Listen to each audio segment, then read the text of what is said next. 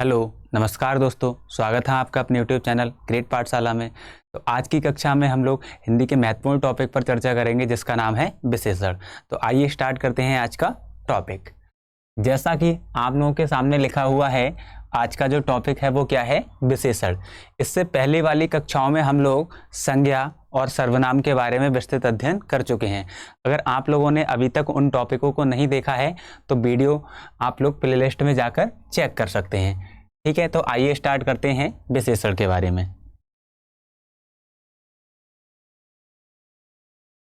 सबसे पहले हमें ये जानना है कि आखिर विशेषण होता क्या है। ठीक है, तो हम लोगों के लिए पता है कि जो विकारी शब्द होते हैं, ये जो विकारी शब्द होते हैं, विकारी जो शब्द होते हैं उनके कितने भेद होते हैं? तो हमें पता है विकारी शब्दों के 4 भेद होते हैं। पहला कौन सा है? संज्ञा। दूसरा कौन सा है? सर्वनाम। दूसरा कौन सा है? सर्वनाम। तीसरा कौन सा है? विशेषण। तीसरा कौन सा है? विशेषण, जिसके बारे में आज हम लोगों के लिए पढ़ना है। चौथा कौन सा हो जाएगा? चौथा हो जाएगा क्रिया। चौथा कौन सा हो जाएगा? क्रिया। ठीक है, तो हम लोगों का जो आज का टॉपिक है वो क्या है? विशेषण। तो हमें जो चर्चा करनी है वो किसके अंतर्गत करनी है? विशेषण के अंतर्गत। इससे पिछली कक्षा में हम लोग संज्ञा और सर्वनाम को भली भांति समझ चुके हैं। ठीक है, आप लोगों के लिए पता है कि विशेषण का मतलब क्या होता है। तो आप लोगों के लिए बताना है कि ऐसे शब्द जो या तो संज्ञा की विशेषता बतलाएं या किसकी विशेषता बतलाएं? सर्वनाम की। तो ऐसे शब्द जो संज्ञा या सर्वनाम की विशेषता बतलाते हैं, ऐसे शब्द जो संज्ञा या सर्वनाम की विशेषता बतलाते हैं, उनके लिए हम लोग क्या कहते हैं? विशेषण। उनके लिए कहा जाता है विशेषण। ऐसे ही यदि बात करें कि कुछ शब्द ऐसे भी होंगे जो किसकी विशेषता बतला रहे होंगे? विशेषण की। तो ऐसे शब्द जो विशेषण की विशेषता बतलाते हैं उनके लिए हम लोग कहते हैं प्रविशेषण। प्रविशेषण। साथ में कुछ शब्द ऐसे भी होंगे जो क्रिया की विशेषता बतला रहे होंगे, उनके लिए हम लोग बोलते हैं क्रिया विशेषण। क्रिया विशेषण। तो हम लोग ये बात भली भांति जान चुके हैं कि विशेषण का मतलब क्या होता है। विशेषण का मतलब होता है ऐसे शब्द जो या तो संज्ञा की विशेषता बतला रहे होंगे या फिर सर्वनाम की विशेषता बतला रहे होंगे, क्या कहलाते हैं? विशेषण कहलाते हैं। तो आइए लिख दे रहे हैं इसके लिए स्टेटमेंट के रूप में, ऐसे शब्द जो संज्ञा या सर्वनाम की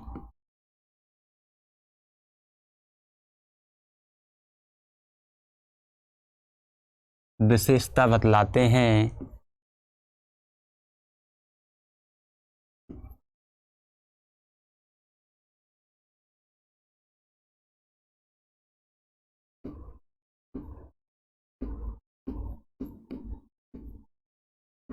कॉमा विशेषण कहलाते हैं। विशेषण कहलाते हैं। ठीक है, तो हम लोग आसानी से समझ चुके हैं कि विशेषण का मतलब होता है ऐसे शब्द जो या तो संज्ञा की विशेषता बतला रहे होंगे या फिर किसकी विशेषता बतला रहे होंगे?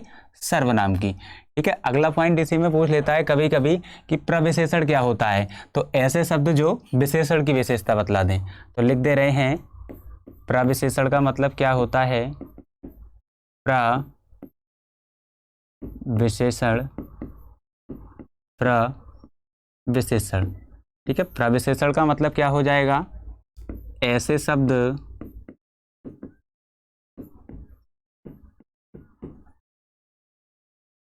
जो विशेषण की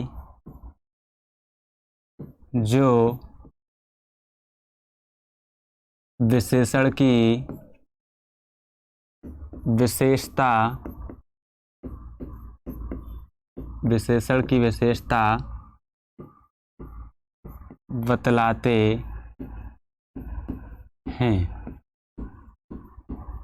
कॉमा प्रविशेषण कहलाते हैं। आइए उदाहरण के माध्यम से समझते हैं। जैसे आपके सामने एक उदाहरण लिखा हुआ है कि राम बहुत होशियार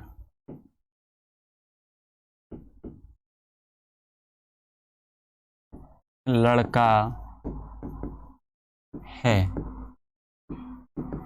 राम बहुत होशियार लड़का है।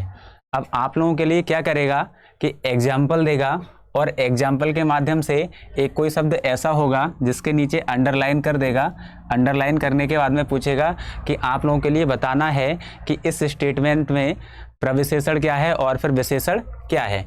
ठीक है, तो जैसे अंडरलाइन कर दे रहे हैं होशियार के ऊपर। आपसे यदि पूछा जाए कि यहाँ पर होशियार क्या है, तो हम लोगों के लिए स्टेटमेंट देखने के बाद में पता लग रहा है कि लड़का की विशेषता क्या है, लड़का कैसा है, लड़का होशियार है। तो विशेषता बतलाने वाले शब्द क्या कहलाएंगे, विशेषण। इसका मतलब यहाँ पर जो होशियार शब्द है वो हमारा क्या हो जाएगा, विशेषण। होशियार क्या हो जाएगा, विशेषण। ठीक है, अब हमें ये भी पता लग रहा है यहाँ पे कि होशियार कैसा होशियार है, बहुत होशियार है। तो होशियार की भी विशेषता क्या है, बहुत ज़्यादा होशियार है। तो होशियार की जो विशेषता बतलाने वाला शब्द है वो कौन सा है, बहुत। ये हमारा क्या हो जाएगा, प्रविशेषण। प्रविशेषण। बाकी होशियार शब्द क्या है, विशेषण। ठीक है, ये होगी विशेषण के बारे में जानकारी। अब आइए आगे बढ़ते हैं, विशेषण के भेद के ऊपर चर्चा करते हैं।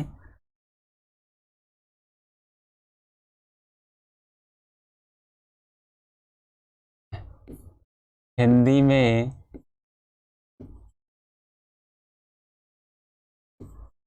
विशेषण के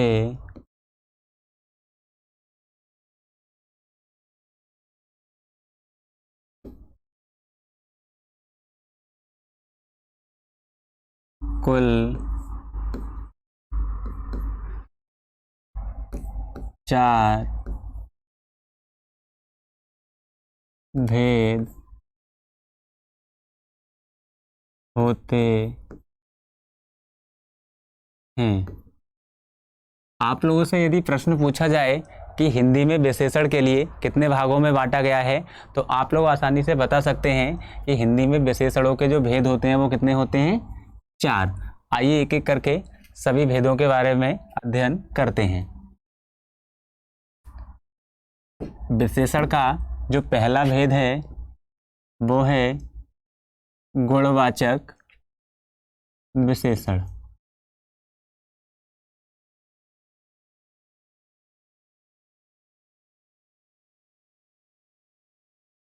गुणवाचक विशेषण।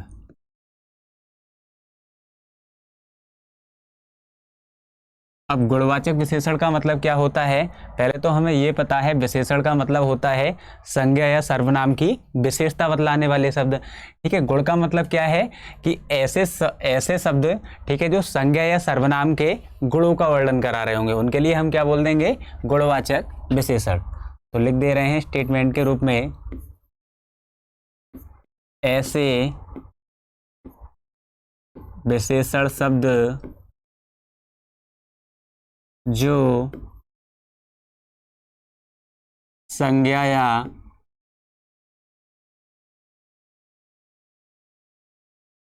सर्वनाम के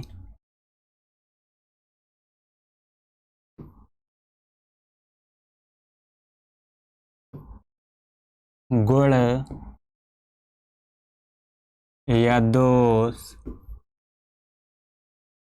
या रूप या दशा या रंग का बोध कराते हैं, का बोध कराते हैं,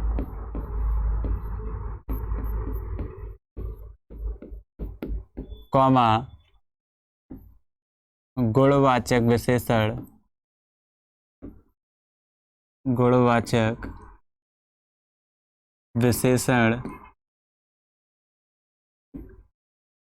कहलाते हैं, गुणवाचक विशेषण कहलाते हैं। तो हम लोगों ने ये जाना है कि गुणवाचक विशेषण का मतलब क्या होता है। ऐसे शब्द जो संज्ञा या सर्वनाम के या तो गुण का या फिर दोष का या रूप का या दशा का या रंग का क्या कराते हैं, बोध कराते हैं। तो उन शब्दों के लिए हम लोग क्या बोल देते हैं, गुणवाचक विशेषण। आइए एग्जाम्पल के माध्यम से हम और अच्छे से समझ सकते हैं। फॉर एग्जाम्पल,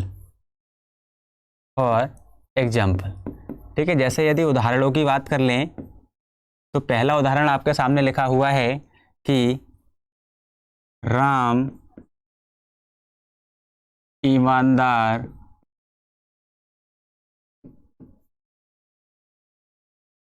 लड़का है। राम ईमानदार लड़का है, ठीक है। अभी उदाहरण लिख रहे हैं, इसके बाद में आसानी से समझा देंगे आप लोगों के लिए, ठीक है। दूसरा उदाहरण लिख दिया, वह बेईमान आदमी है, वह बेईमान आदमी है। तीसरा उदाहरण लिख दे रहे हैं, चाय गर्म है। अगले उदाहरण की बात करें तो लिख दिया जैसे कि सीता सुंदर लड़की है। सीता एक सुंदर लड़की है, ठीक है। अगला उदाहरण लिख दे रहे हैं, मोहन के पास काली गाय है। मोहन के पास काली गाय है। अब आप लोग इन पांचों उदाहरणों के लिए देखो तो आप लोगों के लिए पता लग रहा होगा कि यहाँ पर कुछ शब्द ऐसे आए हैं जो संज्ञा या सर्वनाम की क्या बतला रहे होंगे, विशेषता। तो उन्हीं शब्दों के लिए हम लोग क्या बोल देंगे कि ये हमारे क्या हैं, विशेषण, ठीक है। किसका बोध करा रहे होंगे, या तो गुण का बोध करा रहे होंगे, या फिर किसका बोध करा रहे होंगे, दोष का करा रहे होंगे, या फिर रूप का करा रहे होंगे, या फिर दशा का करा रहे होंगे, या फिर रंग। अगर इनका बोध करा रहा है तो हम उनके लिए क्या बोल देंगे, उनके लिए हम बोल देंगे गुणवाचक विशेषण। जैसे अगर आपसे बात की जाए, जैसे आपसे यदि बात कर ली जाए कि पहले वाले उदाहरण में हम लोग बात कर रहे हैं कि राम ईमानदार लड़का है, राम ईमानदार लड़का है, ठीक है। तो ये लड़का का क्या है, गुण है। कि गुण क्या है, कि लड़का कैसा है, लड़का कैसा है, ईमानदार है। लड़का कैसा है, ईमानदार, ठीक है। तो लड़का की विशेषता क्या आ रही है कि लड़का कैसा है, ईमानदार है। इसका मतलब यहाँ पर विशेषण कौन सा हो जाएगा, ईमानदार। कौन सा विशेषण हो जाएगा, ईमानदार एक क्या है, गुण है, तो विशेषण भी कौन सा हो गया, गुणवाचक विशेषण, ठीक है। आगे उदाहरण पर बात कर रहे हैं कि वह बेईमान आदमी है। अब आदमी की विशेषता क्या है, आदमी कैसा है, आदमी कैसा है, बेईमान है। आदमी कैसा है, बेईमान है। तो आदमी की विशेषता कौन बतला रहा है, बेईमान बतला रहा है। तो विशेषता बतलाने वाले शब्द हमारे क्या हो जाएंगे, विशेषण हो जाएंगे। तो बेईमान हमारा कौन सा हो जाएगा, गुणवाचक विशेषण, क्योंकि ये क्या है, एक दोष है, ठीक है। दोष भी हमारा किसके अंतर्गत आता है, गुणवाचक विशेषण में। अगले यदि उदाहरण की बात करें तो चाय क्या है, गर्म है, चाय की विशेषता क्या है, चाय कैसी है, गर्म है। ठीक है, ये किसका बोध करा रहे हैं, रूप का, दशा का बोध करा रहा है, किसका बोध करा रहा है, दशा का। ठीक है, दशा इस समय कैसी है कि चाय कैसी है, अवस्था गर्म है। ठीक है, इसका मतलब ये भी हमारा किस में आ जाएगा, गुणवाचक विशेषण में। अगला उदाहरण आपके सामने लिखा हुआ है कि सीता एक सुंदर लड़की है। तो लड़की की विशेषता क्या है कि लड़की कैसी है, सुंदर है। तो यहाँ पे ये जो सुंदर शब्द है ये भी हमारा क्या हो जाएगा, विशेषण। सुंदर शब्द है, ये भी क्या हो जाएगा, हमारा विशेषण। ठीक है, आगे बढ़ते हैं। मोहन के पास काली गाय है। गाय क्या है, संज्ञा है। अब संज्ञा की विशेषता क्या है, गाय कैसी है, काली है। तो यहाँ पर ये जो काली शब्द है वो भी हमारा क्या हो जाएगा, रंग का बोध करा रहा है। और रंग का बोध कराने वाले किस में आ जाते हैं, हमारे गुणवाचक विशेषण के अंतर्गत। इसका मतलब आपके सामने जो पांचों उदाहरण लिखे हुए हैं इनमें ईमानदार, बेईमान, गर्म, सुंदर और काली, ठीक है, ये सारे के सारे क्या हैं, विशेषण। अब आप लोगों के लिए क्या है, विशेषण की पहचान कैसे करके करनी है। अगर आप लोगों के लिए क्या है, कोई स्टेटमेंट दे दे, अब आपसे पूछे कि इनमें से आप विशेषण पहचानिए, तो आप लोगों के लिए कहीं अगर कंफ्यूजन ना हो तो आप लोगों के लिए पहचानने की एक ट्रिक बता दे रहे हैं। ठीक है, ट्रिक क्या है, अगर आपके लिए विशेषण के लिए पहचानना है तो आप लोग प्रश्न में क्या करना है कि संज्ञा के साथ में कैसा या कैसे या कैसी, संज्ञा के साथ में या तो कैसा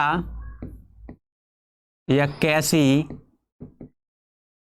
या कैसे के साथ में प्रश्न करेंगे। आप लोगों के लिए क्या करना है, संज्ञा के साथ में कैसा या कैसी या कैसे के साथ में क्या करना है, प्रश्न करना है। ठीक है, प्रश्न करने के बाद में जो जवाब मिले, प्रश्न करने के बाद में क्या है, जो जवाब मिले, तो जवाब मिलने के बाद में जो शब्द होंगे वो हमारे किस में आते होंगे, गुणवाचक विशेषण में। आइए देखते हैं कैसे। ठीक है, अब बता रहे हैं कैसा का प्रयोग कहां पे करना है, कैसी का प्रयोग करना है, कैसे का प्रयोग कहां पे करना है। ठीक है, जब हमारी संज्ञा क्या हो, पुल्लिंग हो, जब हमारी संज्ञा क्या हो, पुल्लिंग हो, ठीक है, तब हमें प्रश्न किसके साथ में करना है, कैसा के साथ में करना है। यदि हमारी संज्ञा कैसी हो, स्त्रीलिंग रूप में हो, तब हमें प्रश्न किस रूप में करना है, कैसी के रूप में करना है। अगर हमारी संज्ञा क्या हो, बहुवचन में हो, तब हमें प्रयोग किसके रूप में करना है, कैसे के रूप में।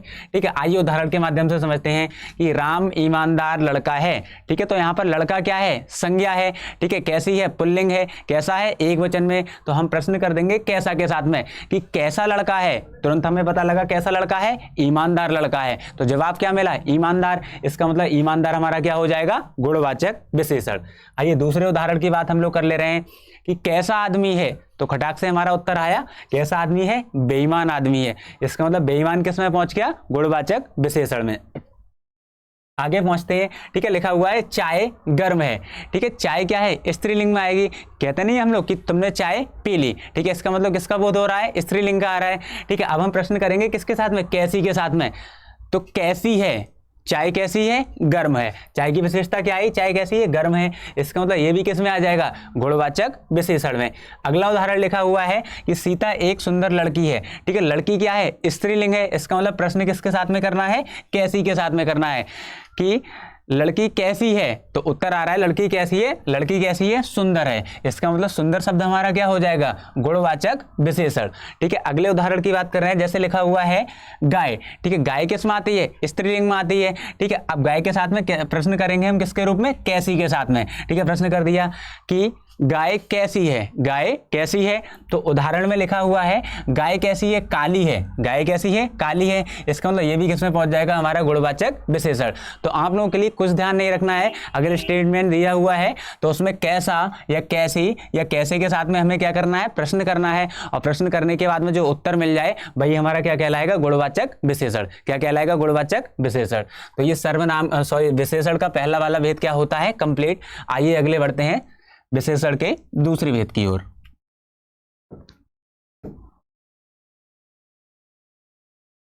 विशेषण का जो दूसरा भेद होता है वह हमारा कहलाता है संख्या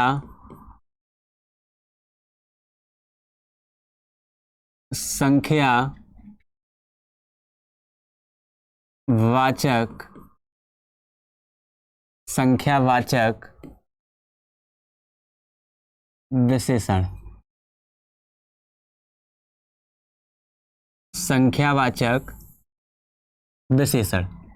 ठीक है, संख्यावाचक विशेषण से ही हमें पता लग रहा है कि इसमें जो बोध कराया जा रहा होगा, ठीक है, वो विशेषता बतलाई जा रही होगी, वो किसकी बतलाई जा रही होगी, संज्ञा या सर्वनाम शब्दों की संख्या की। संज्ञा या सर्वनाम शब्दों की किसकी, संख्या का अगर विशेषता बतलाई जा रही है, बोध कराया जा रहा होगा, तब उसके लिए हम क्या बोल देंगे, संख्यावाचक विशेषण।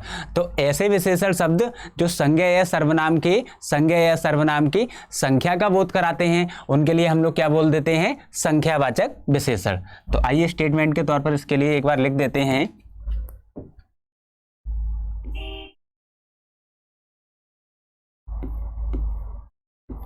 ऐसे शब्द जो संज्ञा या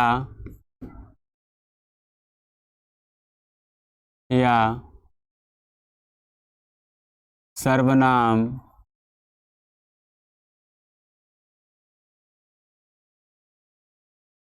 की संख्या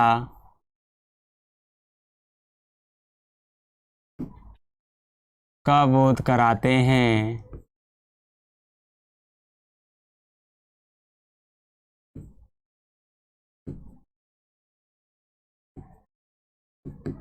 कॉमा संख्यावाचक विशेषण कहलाते हैं। संख्यावाचक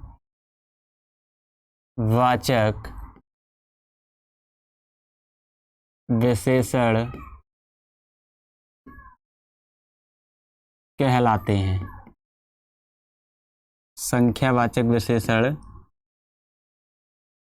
कहलाते हैं। ठीक है, संख्यावाचक विशेषण का मतलब यही है कि इसमें क्या है, संज्ञा या सर्वनाम की संख्याओं का उल्लेख हो रहा होगा। ठीक है, विशेषता किसकी बतलाई जा रही होगी, संख्या के माध्यम से। ठीक है, इन्हें भी हम लोग क्या करते हैं, दो भागों में बांट देते हैं। इनके लिए भी हम लोग क्या करते हैं, दो भागों में बांट देते हैं। ठीक है, संख्याएं कौन कौन सी हो जाएंगी, एक तो निश्चित संख्या हो जाएगी, दूसरी कौन सी हो जाएगी, अनिश्चित संख्या। तो इसी के आधार पर बांट दे रहे हैं। पहला कौन सा हो जाएगा, निश्चित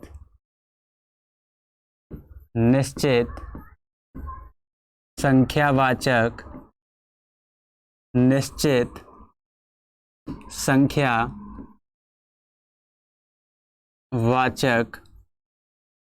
विशेषण।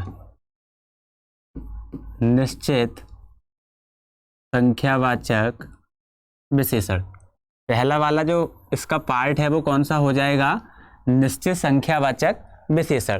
ठीक है, निश्चित संख्यावाचक विशेषण में क्या हो रहा होगा, इसमें संख्या की निश्चितता का बोध हो रहा होगा। किसका बोध हो रहा होगा, संख्या की निश्चितता का बोध हो रहा होगा। ठीक है, जो संख्या होगी वो कैसी होगी, निश्चित होगी। ठीक है, उदाहरण के माध्यम से समझ ले रहे हैं। फॉर एग्जाम्पल, रमेश की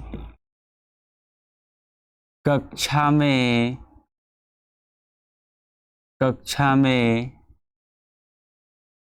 30 छात्र हैं। रमेश की कक्षा में 30 छात्र हैं। अब छात्र क्या है, जातिवाचक संज्ञा है। ठीक है, छात्र क्या है, जातिवाचक संज्ञा है। अब छात्र की यहाँ पर विशेषता क्या है, छात्र की विशेषता है कि छात्र संख्या में कितने हैं, 30 हैं। ठीक है, संख्या का बोध हो रहा है, इसका मतलब हम लोग समझ गए कि ये क्या है, संख्यावाचक विशेषण है। अब संख्या भी कैसी है, संख्या कैसी है, निश्चित है। संख्या कैसी है, निश्चित है। हमें पता है ये कितने हैं, 30 हैं। ठीक है, निश्चित है, इसका मतलब ये किसका उदाहरण हो जाएगा, निश्चित संख्यावाचक विशेषण का उदाहरण हो जाएगा। ठीक है, आइए आगे बढ़ते हैं इसके दूसरे वाले पार्ट पे। ठीक है, दूसरा कौन सा हो जाएगा, अनिश्चित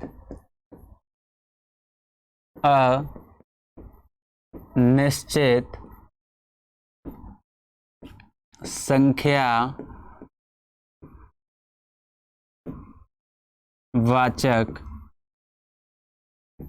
विशेषण। अनिश्चित संख्यावाचक विशेषण।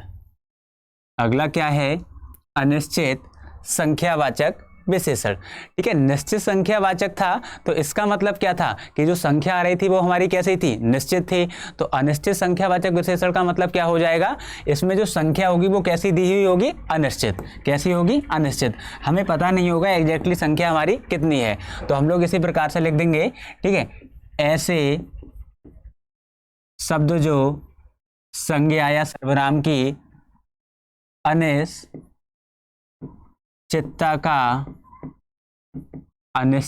का बोध कराते हैं, अनिश्चितता का बोध कराते हैं, उनको हम लोग क्या बोल देंगे, अनिश्चित संख्यावाचक विशेषण। आइए एग्जाम्पल के माध्यम से इसके लिए समझते हैं, आसानी से हम लोग समझ लेंगे। ठीक है, फॉर एग्जाम्पल, जैसे आपके सामने पहला उदाहरण लिख दिया गया कि कक्षा में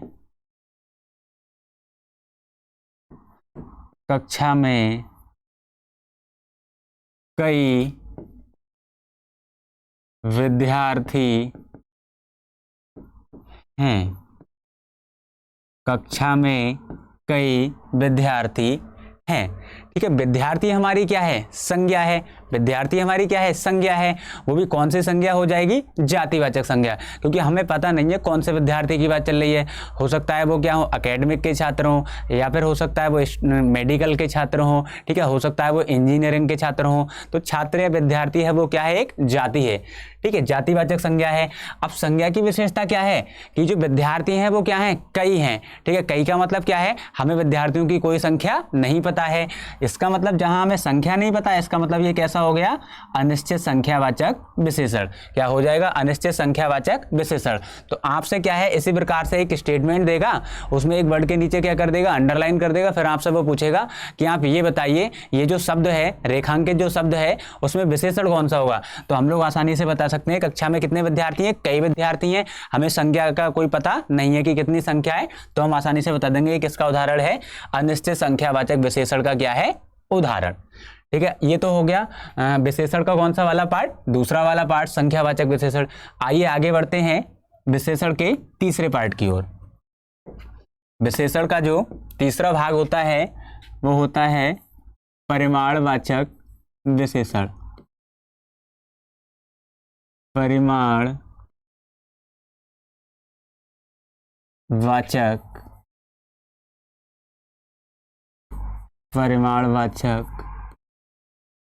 विशेषण।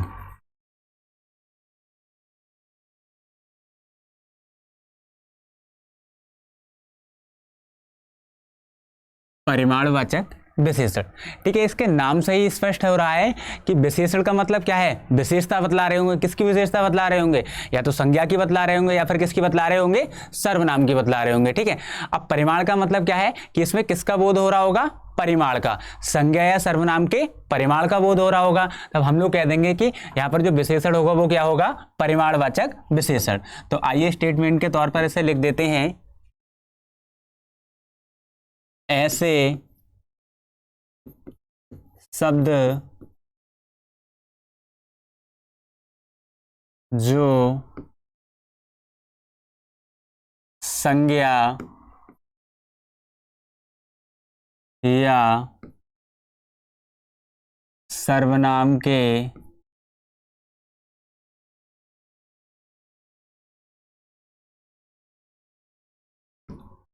परिमाण का बोध कराते हैं, परिमाण का बोध कराते हैं,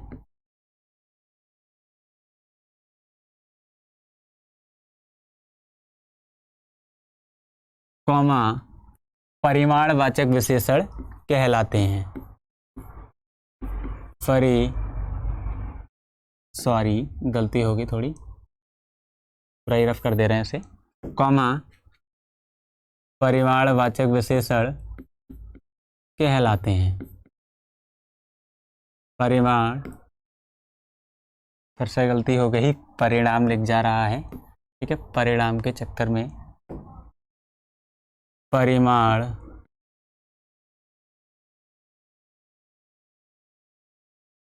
वाचक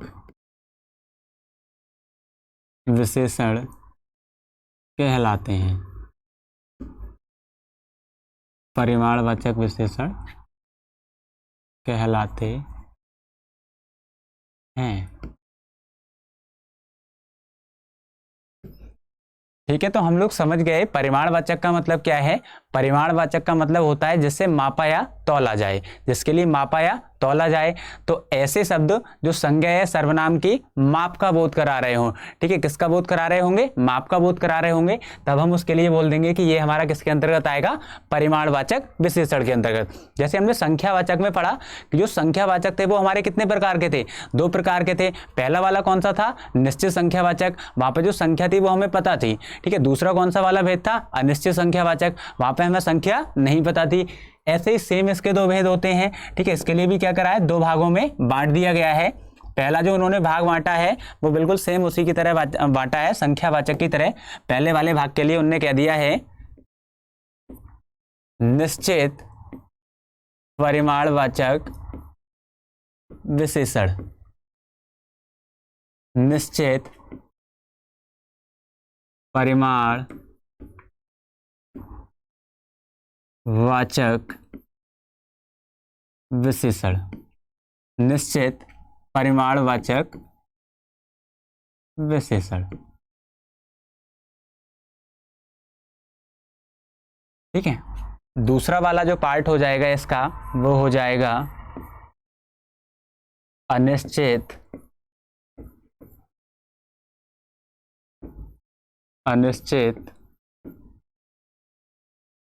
परिमाण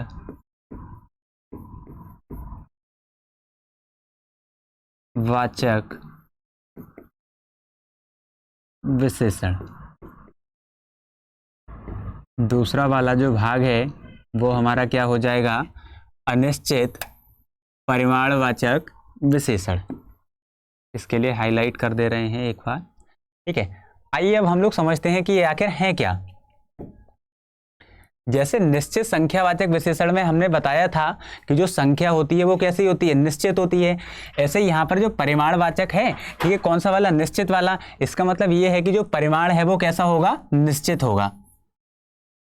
परिमाण है वो कैसा होगा, निश्चित। परिमाण अगर कैसा है, निश्चित है, परिमाण क्या है, निश्चित है, ठीक है, हमें ज्ञात है, तो हम लोग कह देंगे कि जो शब्द होंगे वो हमारे क्या कहलाएंगे, निश्चित परिमाणवाचक विशेषण के अंतर्गत, ठीक है। जैसे उदाहरण दे रहे हैं आप लोगों के लिए, फॉर एग्जाम्पल, उदाहरण के माध्यम से हम लोगों के लिए चीज़ें आसानी से समझ में आ जाती हैं। जैसे कह दिया कि राम के पास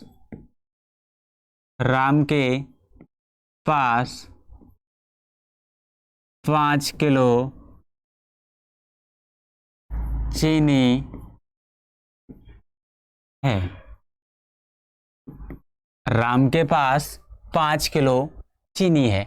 अब चीनी क्या है, संज्ञा है। चीनी क्या है, संज्ञा है।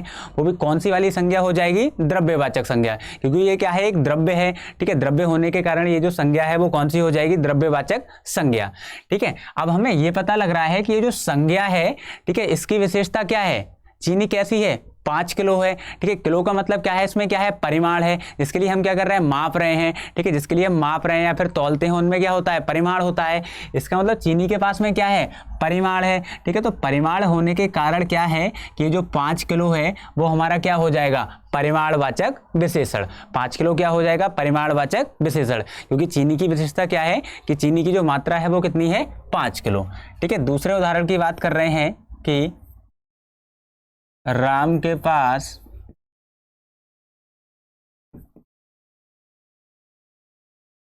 10 मीटर कपड़ा है।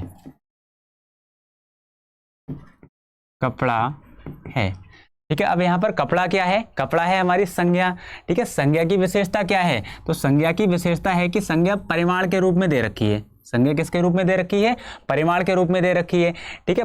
परिमाण कैसा है, निश्चित है, ठीक है। कितना है, 10 मीटर है। इसका मतलब ये है कि जो 10 मीटर है वो किसका बोध करा रहा है, निश्चित परिमाण का। इसका मतलब ये किसके अंतर्गत आ जाएगा, निश्चित परिमाणवाचक विशेषण के अंतर्गत, ठीक है। दूसरा वाला जो इसका पार्ट है वो कौन सा है, अनिश्चित परिमाणवाचक विशेषण। ठीक है, अनिश्चित का मतलब है कि यहाँ पर ये जो परिमाण है वो निश्चित नहीं होगा, जो परिमाण है वो निश्चित नहीं होगा, इसका मतलब परिमाण कैसा होगा, अनिश्चित।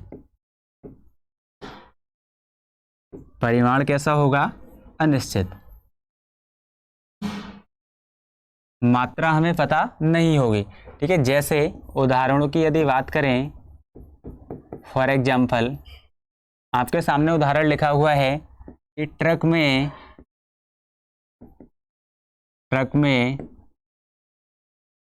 कई क्विंटल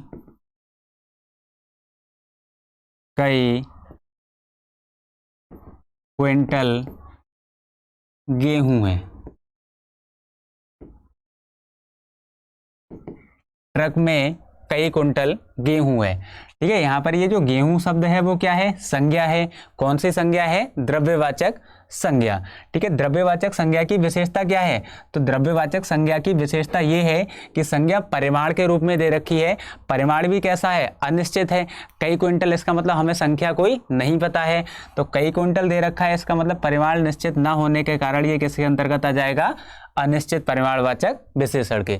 ठीक है, तो परिमाणवाचक विशेषण का मतलब होता है जहां पर परिमाण का बोध होता है। अब परिमाण भी कितने प्रकार से हो जाएगा, दो प्रकार से। अगर परिमाण क्या है, दिया हुआ है, निश्चित है, तब उसके लिए हम लोग बोल देंगे निश्चित परिमाणवाचक विशेषण, और अगर परिमाण कैसा हो, अनिश्चित हो, तब उसके लिए हम बोल देंगे अनिश्चित परिमाणवाचक विशेषण। ये हो गया विशेषण का तीसरा वाला पार्ट।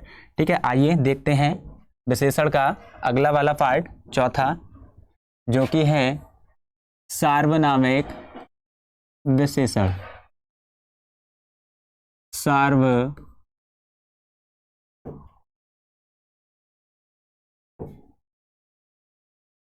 सार्वनामिक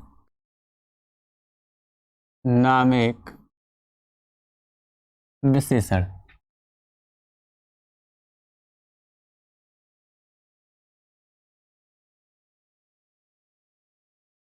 सार्वनामिक विशेषण। ठीक है, देखने में तो ये किसकी तरह लगते हैं, सर्वनाम की तरह। वास्तव में ये होते ही सर्वनाम है। ठीक है, लेकिन क्या है, इनकी कुछ विशेषता है जिस कारण ये क्या बन जाते हैं, विशेषण। तो पहले आप लोगों के सामने कुछ उदाहरण लिख रहे हैं, उदाहरण के माध्यम से आप लोग बताना कि ये सर्वनाम के उदाहरण हैं या फिर विशेषण के उदाहरण हैं। जैसे आपके सामने एक उदाहरण लिखा हुआ है कि यह घर मेरा है। दूसरा उदाहरण आपके सामने लिखा हुआ है, वह बैग तुम्हारा है। तीसरा उदाहरण आपके सामने लिखा हुआ है, यह मेरी पुस्तक है। चौथा उदाहरण आपके सामने लिखा हुआ है, वह मेरा विद्यालय है।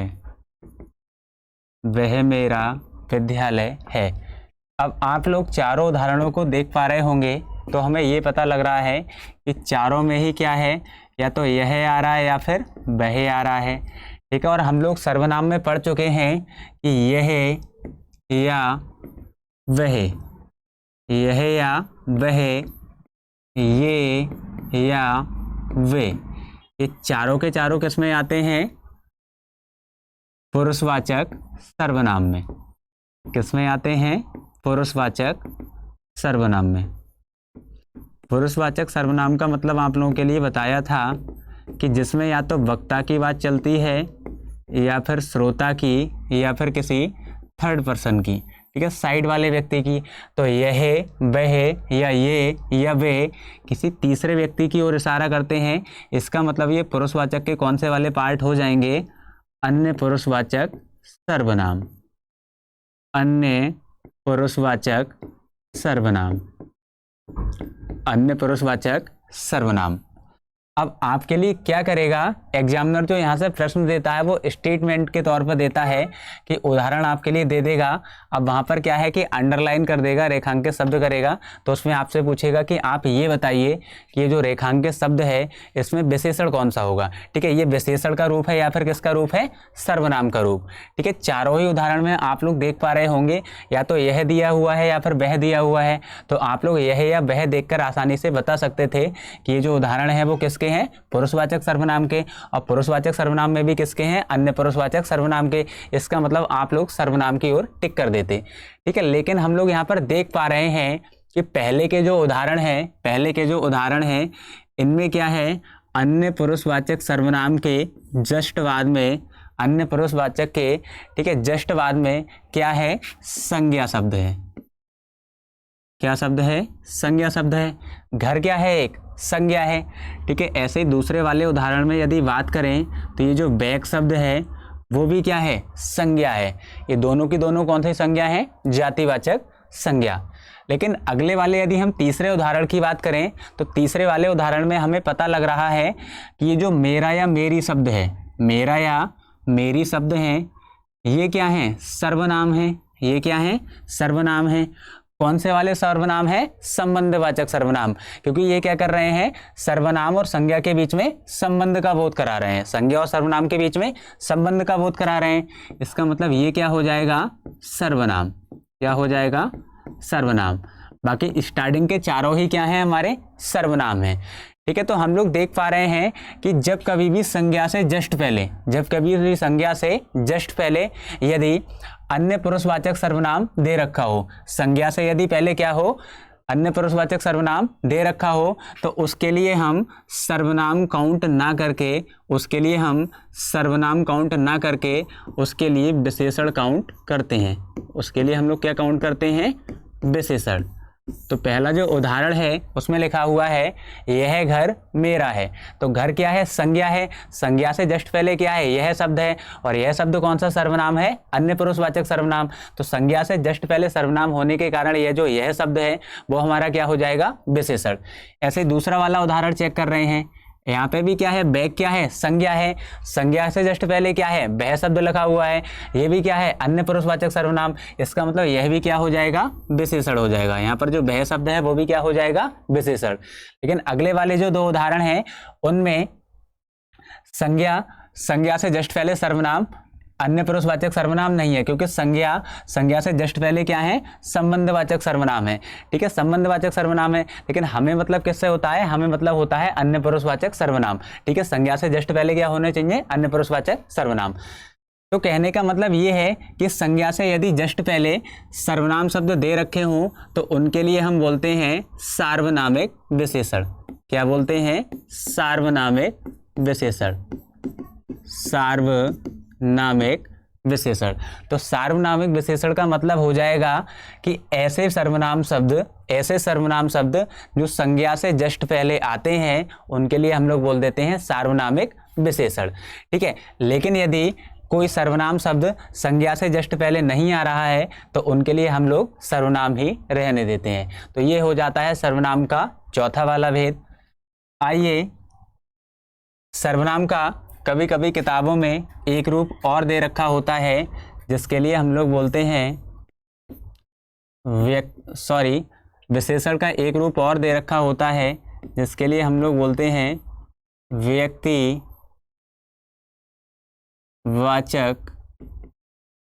विशेषण। व्यक्तिवाचक विशेषण। अब हम लोग व्यक्तिवाचक संज्ञा के लिए पढ़ चुके हैं। व्यक्तिवाचक संज्ञा में किसी पर्सनल व्यक्ति के नाम का बोध कराया जाता है, किसी प्राणी के नाम का बोध कराया जाता है, या फिर स्थान का बोध कराया जाता है। ठीक है, या फिर किसी वस्तु के नाम का बोध कराया जाता है। तो ऐसी हमारी संज्ञाएं क्या कहलाती थी, व्यक्तिवाचक संज्ञाएं। ठीक है, तो क्या है कि हम व्यक्तिवाचक संज्ञाओं के लिए ले रहे हैं। जैसे हमने व्यक्तिवाचक संज्ञा ले ली जयपुर, इसमें हमने क्या करा, ई प्रत्यय जोड़ दिया। अब ये क्या बन जाएगा, जयपुरी। क्या बन जाएगा, जयपुरी। ठीक है, या फिर एक और उदाहरण ले रहे हैं, बनारस। बनारस क्या है, शहर का नाम है, इसके लास्ट में हमने प्रत्यय जोड़ दिया ई। अब ये जो टोटल शब्द है वो क्या बन जाएगा, बनारसी। क्या शब्द बन जाएगा, बनारसी। ठीक है, अब हमें ये पता लग रहा है कि जो बनारसी शब्द है वो हमारा क्या बन रहा है, संज्ञा तो नहीं रह रहा है, बल्कि क्या है, विशेषता बतलाने लगेगा। जैसे सभी साड़ियों में बनारसी साड़ियाँ प्रसिद्ध होती हैं, सभी साड़ियों में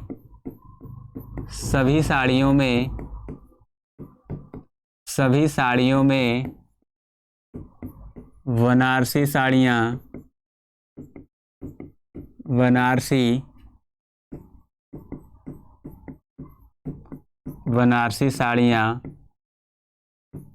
प्रसिद्ध हैं। सभी साड़ियों में बनारसी साड़ियाँ प्रसिद्ध हैं। ठीक है, अब साड़ियों की विशेषता क्या है, कि साड़ियों की विशेषता है कि साड़ियाँ कौन सी वाली प्रसिद्ध हैं, बनारसी साड़ियाँ। अब हमें पता है कि ये जो बनारसी शब्द है, बनारसी जो विशेषण है वो किससे मिलके बना है, बनारस से मिलके बना है। बनारस क्या था, हमारा संज्ञा था, संज्ञा के हमने लास्ट में क्या जोड़ दिया, प्रत्यय जोड़ दिया। व्यक्तिवाचक संज्ञा के अगर लास्ट में हम प्रत्यय जोड़ के, ठीक है, विशेषण बनाते हैं तो उनके लिए हम लोग बोल देते हैं व्यक्तिवाचक विशेषण। तो ये जो जयपुरी शब्द है ये भी क्या हो जाएगा, व्यक्तिवाचक विशेषण। ऐसे ही क्या है, भारत, सॉरी,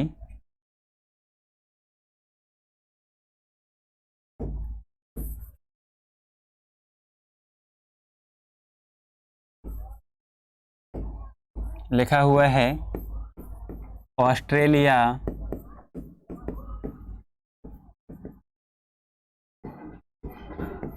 इसके आगे ना प्रत्यय जोड़ दिया जाए तो ये क्या बन जाएगा, ऑस्ट्रेलियन।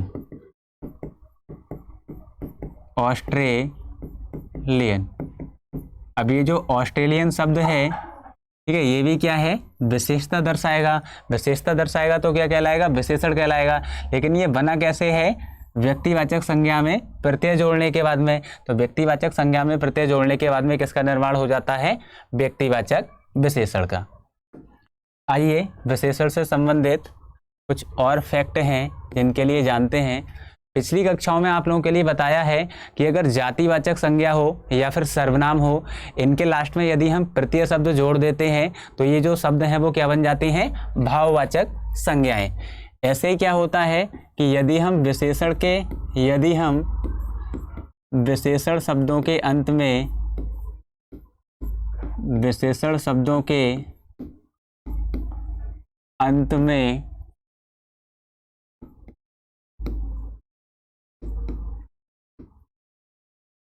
प्रत्यय जोड़ दें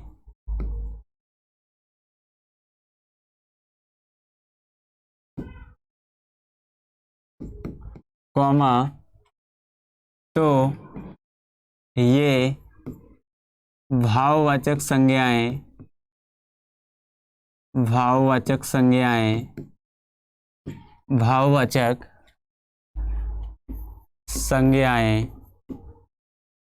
बन जाती हैं, भाववाचक संज्ञा बन जाती है। ठीक है, जैसे जातिवाचक संज्ञा के लास्ट में प्रत्यय जोड़ते हैं या फिर सर्वनाम शब्द के लास्ट में प्रत्यय जोड़ें तब वो भाववाचक संज्ञा का रूप धारण कर लेते हैं। इसी प्रकार यदि हम विशेषण शब्द के अंत में प्रत्यय शब्द के लिए जोड़ दें तो वो भी हमारे क्या बन जाते हैं, भाववाचक संज्ञा। जैसे उदाहरण के माध्यम से समझते हैं, सुंदर शब्द क्या है, विशेषण। अभी बताया था सुंदर क्या है, गुण का बोध करा रहा है, ठीक है, दशा का बोध करा रहा है, इसका मतलब ये क्या हो जाएगा, विशेषण हो जाएगा। ठीक है, इसके लास्ट में हम क्या जोड़ रहे हैं, प्रत्यय जोड़ दे रहे हैं, तो अब ये क्या बन जाएगा, सुंदरता। क्या बन जाएगा, सुंदरता।